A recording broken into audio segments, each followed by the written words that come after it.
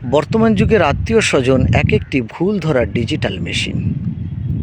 এদের সঙ্গে যত কোমল ব্যবহার করুন, যতই ভালো আচরণ করুন, ভদ্রতা দেখান, আপনি প্রাণ ভরে তাদেরকে আপ্যায়ন করুন, খাওয়ান, চোখের সামনে থেকে সরে গেলেই আপনার ভুলগুলো আপনার চোখে আঙুল দিয়ে দেখিয়ে দেবে, সমাজের চোখে আপনাকে হেয় করবে।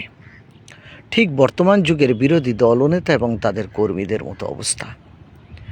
সরকার যত ভালো কাজ করুক, যত উন্নয়ন করুক, যত ভালো দিকগুলো থাকুক না কেন, ভুলগুলো ঠিক চুন চুন করে বার করে জনগণের সামনে আপনাকে ছোট করবেই, তুলে ধরবেই।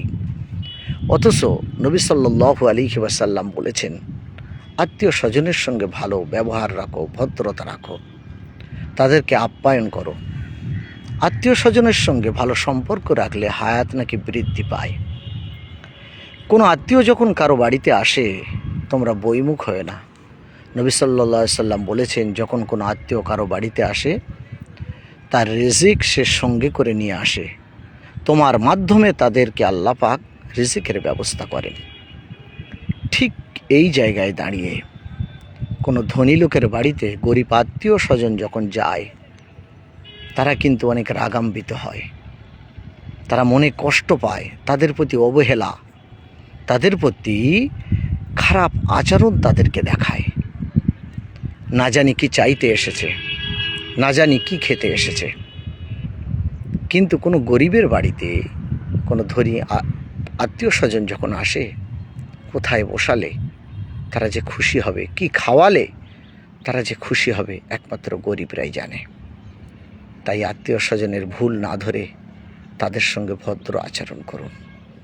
বিরোধী দলনেতার মতো ভুল ধরার দায়িত্ব আপনার নয়, সিআইডির দায়িত্ব আপনাকে দেওয়া হয়নি। আপনি ডিজিটাল মেশিন নয়, আপনি একজন আত্মীয়। ইন্নাল্লাহা ইয়ারযুকু মান ইয়াশাউ বিগাইরি হিসাব।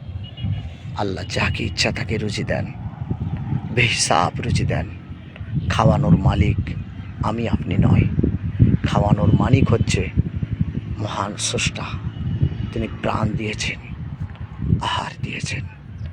ইন্নাল্লাহা ইয়ারযুকু মান ইয়াশাউ বিগাইরি হিসাব।